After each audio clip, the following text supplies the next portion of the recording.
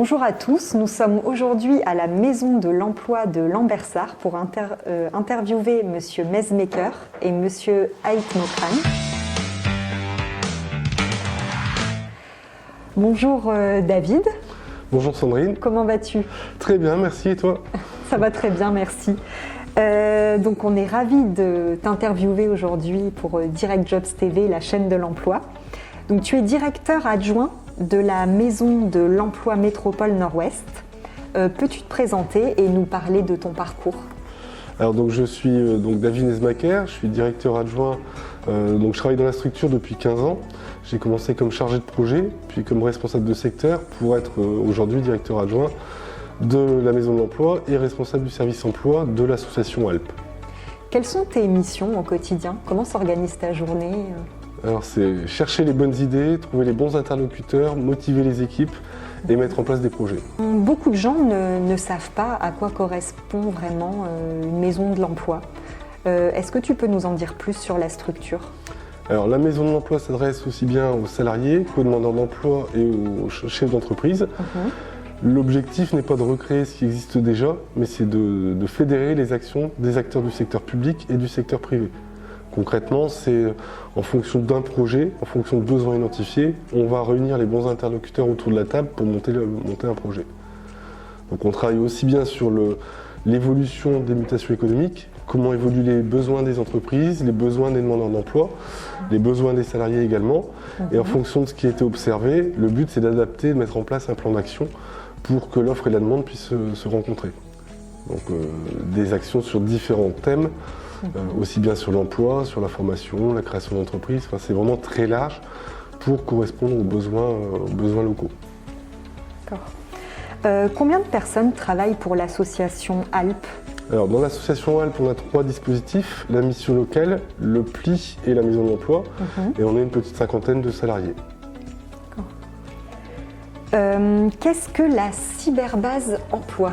Alors, la cyberbase emploi, donc on en a une ici sur le site de Lambersart et une sur le site de Marc-en-Barœul.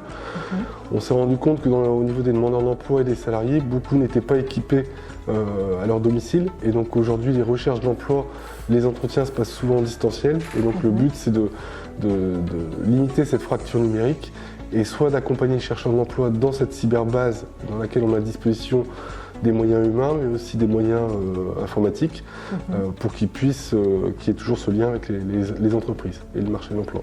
Premier semestre 2022, la Maison de l'Emploi propose des mardis de la création et reprise d'entreprise. Est-ce que tu peux nous en dire plus? Alors, on a un réseau de partenaires de la création d'entreprise, alors la CCI, la CMA, la BGE et d'autres, et on est labellisé par la MEL, on est Espace Ressources Fabrique Mail Entreprendre. Donc on n'a pas une offre de service en propre, on fait venir des partenaires dans nos locaux parce que les demandeurs d'emploi ou les porteurs de projets n'ont pas forcément les moyens d'aller jusque Lille ou dans d'autres villes. Parfois ils sont intimidés par des locaux et donc on organise des réunions, des ateliers sur différents thèmes dans nos locaux, dans la proximité. La Maison de l'Emploi organise l'événement Décroche ton job ou ta formation. Donc le jeudi 3 mars est consacré à l'intérim. Le jeudi 19 mai au commerce, à l'agriculture et à l'alimentation. Et enfin le 16 juin au service à la personne, à la santé et à l'animation. Est-ce que tu peux nous en dire plus?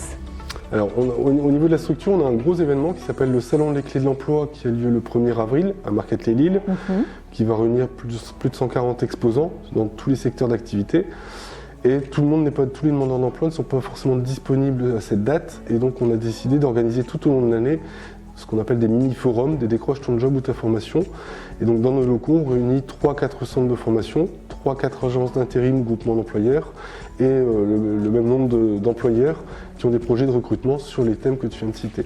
La programmation des forums emploi de 2022 est disponible sur votre site internet avec des thèmes très très variés comme le handicap, l'alternance ou alors la reconversion professionnelle. Quels sont selon toi les événements immanquables de 2022 et comment faire pour y participer? Alors, concernant ce tableau qui est à disposition et qui est actualisé régulièrement sur notre site, l'idée c'est de rendre plus visibles les événements. Il y a beaucoup d'événements très intéressants sur la métropole, mais c'est parfois compliqué de retrouver l'information. Donc on a tout regroupé sur un même tableau. Selon moi, tous les forums et tous les événements qui sont organisés sont intéressants. Après, en fonction de la thématique qui est ciblée, le handicap, l'alternance, comme tu le disais, la thématique est indiquée sur le tableau. Pour pouvoir s'inscrire ou participer, il y a un lien hypertexte qui est mis sur le nom du forum dans ce tableau. Et donc, on retombe sur le site de l'organisateur pour avoir toutes les informations. Donc moi, je conseille de regarder le plus en amont possible la liste des forums, de faire entre guillemets son petit marché, de préparer son agenda et puis de travailler son CV et de s'équiper pour rencontrer les employeurs. Merci beaucoup David. Merci Sandrine. Bonjour Farid, ravi de t'interviewer aujourd'hui pour Direct Jobs TV, la chaîne de l'emploi. Farid, tu es directeur adjoint de la mission locale Métropole Nord-Ouest. Quelles sont tes missions en tant que directeur adjoint? Quel est ton rôle? Alors mon rôle il est d'animer les équipes au quotidien, de développer le partenariat sur le territoire, notamment Métropole Nord-Ouest, de mettre en œuvre les dispositifs et l'ensemble des outils de la politique publique de l'emploi et surtout permettre au public jeune qui est accompagné par notre association de s'insérer durablement. C'est notre objectif. Des conseillers en insertion professionnelle sont chargés d'accompagner les publics sur des thématiques très importantes telles que l'orientation, la formation ou encore l'alternance. Peux-tu nous en dire plus sur toutes justement ces prestations? Oui, donc les missions locales sont des outils de territoire. On a une mission de service public. On accompagne des jeunes âgés de 16-25 ans révolus. On est dans le paysage depuis plusieurs décennies. On existe depuis 1982. Nous travaillons avec les publics sur à la fois la construction et l'élaboration de leurs projets professionnels, sur la mobilisation de solutions de formation, que ce soit des formations qui permettent au public de découvrir leurs projets ou de les qualifier. On propose au public aussi des solutions de service civique, permettre à des jeunes de s'engager. On propose également des solutions de type alternance, qui vont permettre à des jeunes à la fois de se qualifier et également d'avoir une première expérience sur le marché du travail.